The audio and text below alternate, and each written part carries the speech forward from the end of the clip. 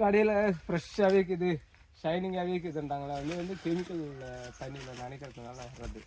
நார்மலாகவே வந்து காய் ஷைனிங் வரணும்னா, அந்த கலர் வரணும்னா, மீன் அமிலம் இருக்கு இல்லையா, மீன் வேஸ்டேஜை செடி பண்ணிக்காங்க. மீன் வேஸ்டேஜை சம அளவு சர்க்கரை இல்லைன்னா வெல்லம்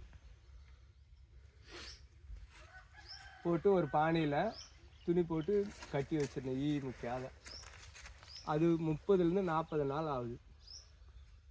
அந்த பானையை ஒரு குச்சி போட்டு அந்த மீனை கிளறி விட்டுனே இருந்தாக்கா அது லிக்விட் மாதிரி ஆகிடும், கெட்டியாக கூழ் மாதிரி ஆகும்.